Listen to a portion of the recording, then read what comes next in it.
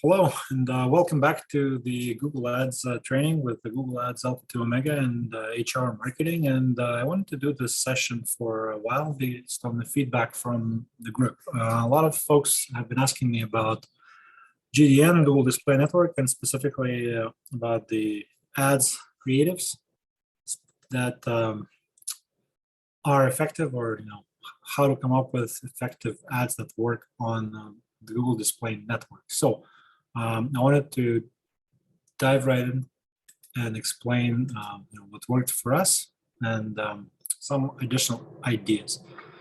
So we're just going to talk about the overall strategy that I found effective. I'm going to share some examples of creatives that work, and then we're going to talk about the importance of swipe files, and finally, opportunity for any Q&A in the end. Just a very quick recap. If you don't know who I am or what my company HR marketing does, like we started on Google in 2007, and overall spent over $15 million, and about 2/3 of that spend was on Google Display. This is why I think I have some tips for you that work. Okay, so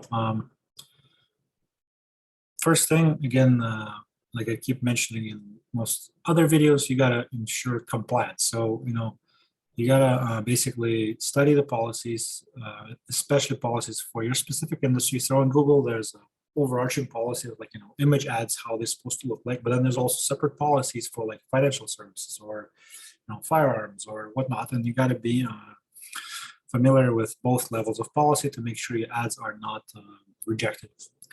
So some big things, you got to have clear branding on the ad. You got to avoid trick to click language, and that means you can't use things like download now or something that resembles a portion of a website, and use other calls to action than what you may see. And very important, if you see something out there that you like, it doesn't mean that ad is compliant. So don't always assume that somebody else's ads or your competitors' ads, you can just take it as it is and create a similar ad and it will work. You got to still go through that compliance filter to make sure that you are actually on point. All right, so another example, I already mentioned it in one of my previous videos, but here's a pretty big, pretty experienced advertiser just kind of sharing this frustration to his email subscribers, and basically saying that been running this banner for 7 years, made millions with it, and then all of a sudden I'm getting disapproved. I don't know what's going on. Well, again, there's pretty clear policies, and policies evolve. So what was allowed 7 years ago may not be allowed today. And this is why some of these ads can actually run for a long time, but actually are no longer compliant. And this is why you can't just blindly copy what somebody else does, especially if it's an ad from outside of the Google Display Network, like on some of the DSPs or something. That's a risk. So this particular ad, there was an animation, there was an infinite loop. They policy limits it at 30 seconds. There usually has to be a banner, a border around the banner to help it stand out from the website it's going to show on, and more on that later. There's also like the brand name is super tiny, and kind of like rule of thumb unofficially, like it has to be all as big or bigger than your call to action. There's also clickbaity style call to action that may basically trigger the compliance team into shutting down the ad. So avoid these 5 that may be debated by the compliance team, that it creates the expectation for the user that they're going to click and right away know these 5 foods. So just some food for thought. So basically, it's an effective ad from the direct response perspective, but it's probably a very bad ad from the compliance perspective. And another thing about compliance, often I see people just kind of give up after first try. You can definitely get a lot of false positives sometimes, and that's when you should request a review. Like obviously, if you're trying to submit this ad right here, there's no point in appealing it. You got to change it, right?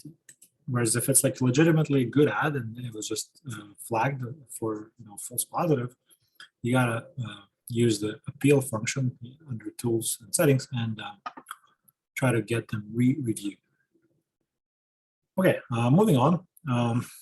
So we got the compliance portion out of the way because it's very important for you to be in good books with Google.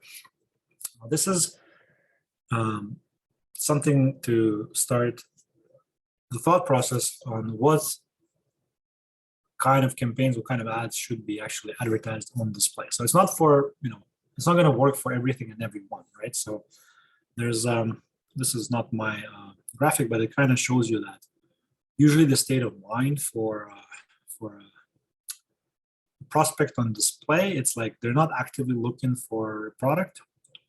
And this got to be a product or service that is relevant to a large population of people that are random, right? Like you can definitely try to target on display, but generally, like you got to understand that it's going to be shown to a pretty wide variety of people who aren't really interested in what you have to offer to them. So that's kind of like interruption marketing, kind of like what you may experience on Facebook, except it's probably not as targeted and people aren't as engaged, but it still can be very effective. And also I want to make a point that this refers mostly to display prospecting, which means you're targeting cold traffic, not necessarily display retargeting when you are trying to show ads to users who have interacted with your brand before, and then they actually may be looking for a product. They're just not looking for it at the time when they see your display banner. And the retargeting audiences are definitely a lot tighter than general display audiences. So for that, retargeting was actually probably could be right here. But most of my talk today is going to be about prospecting, right? Okay, so now that we understand this concept, I want to go back to scaling and why typically you venture out to the display network. It's probably because you are kind of reaching all the hot prospects on search and shopping, and now you just want to show your product to more people, right? Because Google display audience is so vast. It's like 97% of websites on the internet have AdSense banners on them. Like, there's a lot of traffic, and you can try to tap it, or you are retargeting your visitors, which is slightly different case. But in general, if you're trying to scale on display, you gotta do it one of two ways, or both. You either outbid everyone or outperform. So to get decent impression share on display, you try to make sure that your bids are good enough, and also you got to be constantly testing better ads, try to beat the competition, and outperform them. And another thing is with display, to get more impression share, you got to try to show an all available inventory. Some websites, they have, I'll explain it in a minute, they have different style of banner that they display. So for instance, this news site, they only have this ad unit and then this ad unit. So for instance, if you wanted a skyscraper, like it's not going to show on this particular page, right? So you can only show like horizontal and square ads on this site. Whereas let's say this Yahoo homepage, you've got also a square, but also you got this like 300 by 600 unit. So you could show this unit on Yahoo, but you wouldn't show it on City News, for instance. So this is why my preferred structure is basically try to, again, budget permitting, test all available ad formats, across all available campaign types. So what that means for display is that I would throw my text ads there, responsive ads, and then all major graphic banner sizes. So that ensures that I get like a chance to show up on those various URLs, placements, where with just one type of ad, I may have less chances of showing up. Now, you could argue, well, text ads and responsive ads, they're kind of like the whole season tire of the display network, and they can form and show in different placements in different formats, which is true. But then again, sometimes regular image banners outperform responsive ads just because of the way they're designed. All right.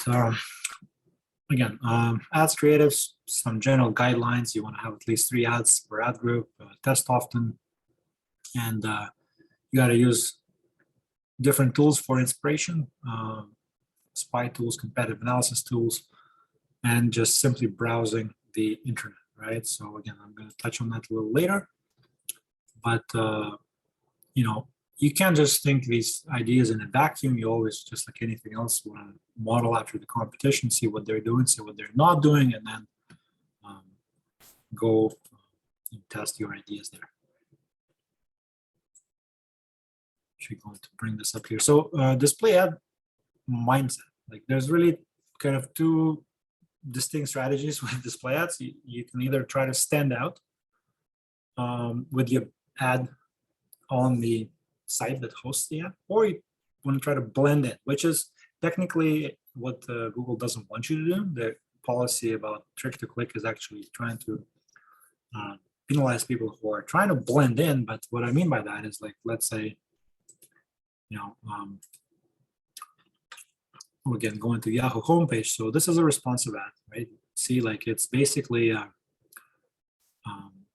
kind of blending in with Yahoo because it's got overall gray color button with consistent with the theme of the site. It's got the same kind of image. It's it actually looks kind of native, right? Whereas notice how this traditional image ad, it stands out. So right away, there's 2 different strategies. Like you can like blending in with this ad. It can increase propensity for people to click, but also it could be almost an accidental click. People think, oh, that's a news article, and they just click there and they realize that it's not, and then go back. Whereas this stands out as an ad, but then people do know that this is an ad and may kind of gloss over it. So which strategy is better for you? You want to probably try both. So if you are targeting a high traffic placement like Yahoo specifically, you can try to create custom banners that kind of try to blend in with Yahoo and use some of their color scheme and whatnot, potentially carefully, and see if that produces better results for you than like a radically different ad. Right? Here's some financial Forex site. Let's see what they got. So let's see, they got a couple of ad units here. Maybe it's not AdSense, actually. Yeah, I think they're using native ads from some other network.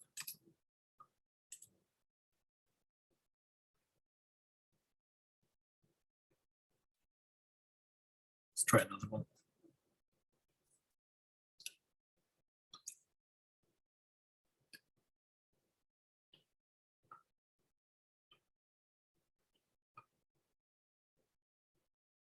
Okay, so here you see that's a telltale AdSense sign. So that's actually AliExpress. Looks like some sort of a retargeting ad or shopping ad, just showing you random products. So you be the judge how effective that is. But AliExpress has a big budget, whereas this one is highly relevant. See, so it's a trading Forex site, and you got a Quest Trade banner, and it's designed to stand out. You got a nice branding, call to action, and basically, there's a high chance that as someone who is checking the Canadian dollar to US dollar rate today, I may need to trade it, and Quest Trade is there to make me 30% wealthier, right? Now, these type of sites like download portals, they are notorious for, this is what I mean by blending in. So see like this ad, this is not an AdSense unit. This is a DSP. So this is why it's so not compliant. So there's no border, no branding, just one giant button. So basically it's just trying to blend in with a download site where people expect to just click the giant button and get something downloaded. Whereas here, Avast, that's a, I think that might be an ad unit. Actually, not an AdSense either, but also see like they're not really blending in with the site because their button is different, but still very similar look and feel and kind of customer intent. And that could be an AdSense ad, and it's kind of probably it's not as effective as these two because first of all it's below the fold, and secondly like the call to action is weak and it doesn't stand out and doesn't look like anything on this website. So this ad probably isn't doing so well, but Adobe has a lot of money, so hey, probably works for them, right? Okay, so going back to some more examples. So basically, here's some examples from very simple. You got nice big branding, some sort of headline and image and the call to action, and it can still work. And I like to create them in 336 and 280 and 300 by 250, both sizes. And basically, here's some examples. So it is possible to achieve decent click-through rates with simple ads, and then don't discount text ads. So the web interface doesn't allow you currently to create text ads in display campaigns, but I believe you can still do it in desktop editor. You just copy it from your search campaigns or whatnot, and even expanded text ads, even though they're being phased out, I think they're still being kind of allowed. It's a bit of a backdoor loop. And then, responsive display ads, they kind of combine two words together, worlds. There's the graphic, and then there's the text component to them. And I'm going to talk about them later. Again, some more text ads. These are like straight up old school text ads. This is slightly dated, but again, it's very effective. By the way, dynamic keyword insertion doesn't work on display, but still. So again, you can reuse your search text ads as expanded text ads on display, or just copy pasting the descriptions and headlines into your responsive ads, right? And add image components. The cool thing about responsive display ads is that if you kind of don't have a lot of image assets available, Google has built-in ad builders with stock imagery that actually sometimes are performing pretty well. So you can have like some sort of generic stock image component in your responsive display ad, and that still can work, right? So then this same ad basically right here has multiple ways of presenting itself, but there's three right here. So this one looks like a sort of like just a big banner with a button, and then this one actually shows the gameplay and has call to action, and this one has more copy. This is more of a traditional kind of banner, although I think the slider may not be allowed anymore because they can say it's click to click. It resembles a website, like a non-functional website function. That makes sense.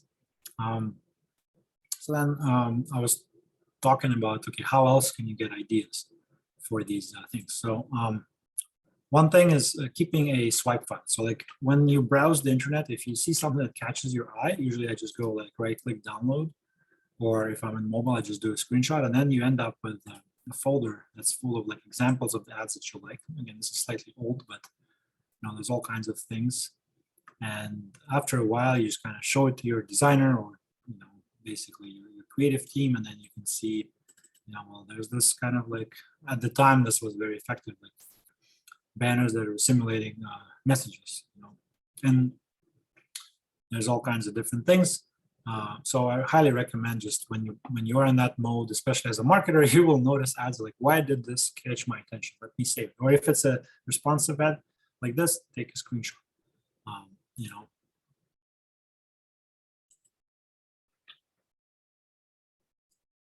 Another way is using competitive intelligence tool. So this is the free one called Moat. There's other ones that are paid, like AdBeat, and I think similar. Web used to show it, but like let's see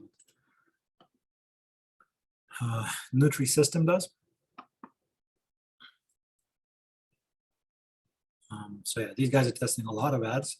This is not super up to date. Like I've tested on my own domains, and it's not always super up to date. But it kind of shows you, like, first of all, how much these guys are testing, and then like all kinds of things. Now, in my experience, these type of banners that, like, when somebody thinks about banners or ads, like this is the first kind of creative they think it's going to work. Oftentimes it doesn't work, right? Oftentimes it's simple stuff like, like this, that works, right? Like it just, even this Namecheap, a stock photo, some copy, and a big call to action button.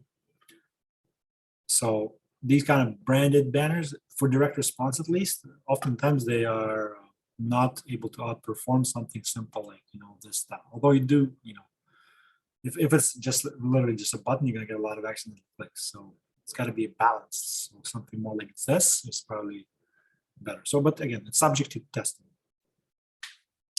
Another good source of inspiration is the Facebook ad library. So like here's Stack Season, and here are some TurboTax ads, for instance. And some of them, again, they're like pretty boring and corporate, but then like this can totally work as a Google responsive ad because it's similar. Then you can pick up some ideas, or maybe like I use a testimonial. Of course, you'll need branding and all that stuff. Something more direct response. Let's see.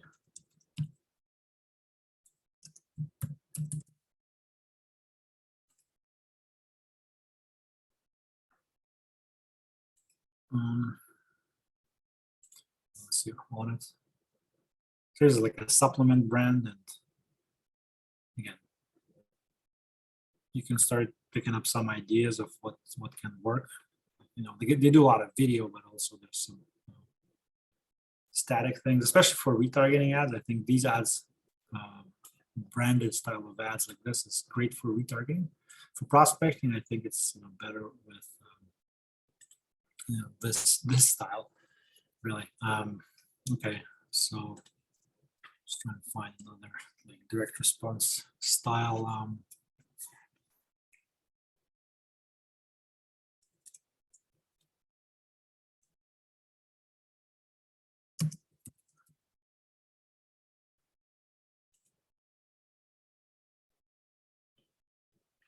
Unfortunately not, but basically, yeah, like if you poke around the ad library on Facebook, you will start picking up ideas, and you will have to kind of morph them into something that works in Google Display, but it's a powerful source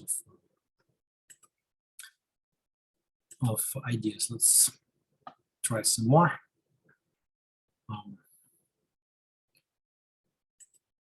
Something like,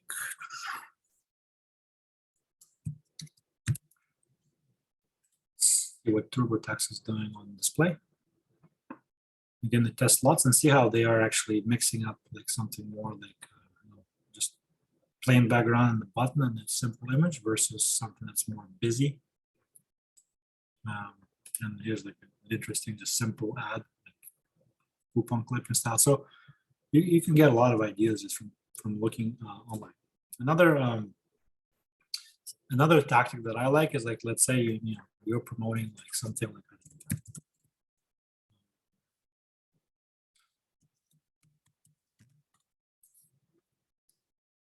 So a landing page like this. So oftentimes there's a dissonance with the ad and the landing page experience, which throws off the user. So in this case, what I like to do is I kind of go and take a look at the landing page, and basically I like almost like screenshot it and use that as a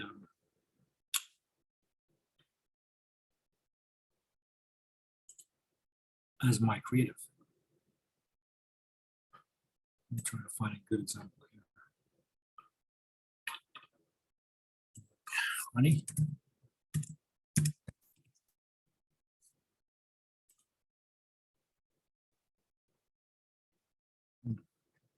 It's going to save them a couple of bucks.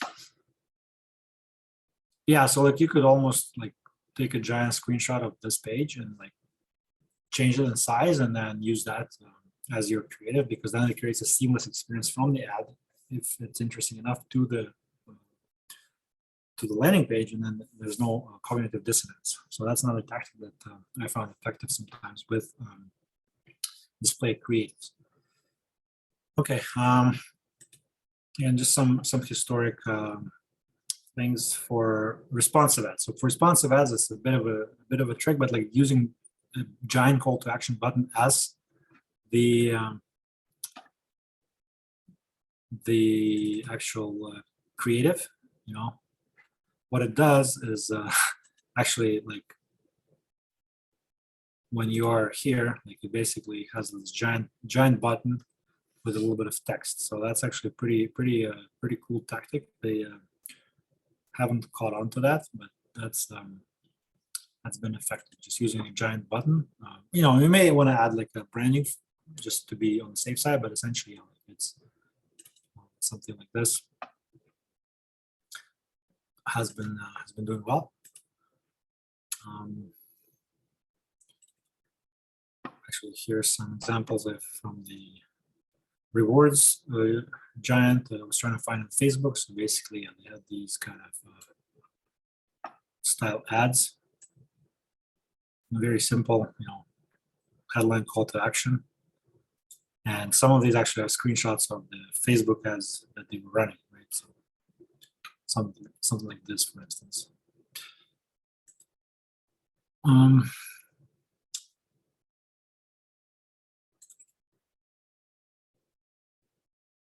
Yeah, so again, there's another thing is scraping native ads. So if you have like a native spy tool, you can try to look at the native ads and then basically modify them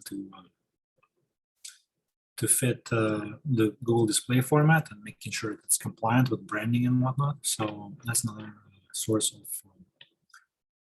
finding creatives that work. It's from the native networks and then adapting them. So basically what we've covered today is just some of the mindset and strategy overall, how to structure your display campaigns and your creatives, and how to scale. Some examples of creatives that work, and where to find more ideas for your industry using swipe files and competitive analysis tools, and also just some other platforms like Native and Facebook. So that's it. You know, if you guys have any questions, basically feel free to post comments below, whether you're watching on Facebook or YouTube, or just reach out to me directly, and I can address it in the next video. So hope this helps.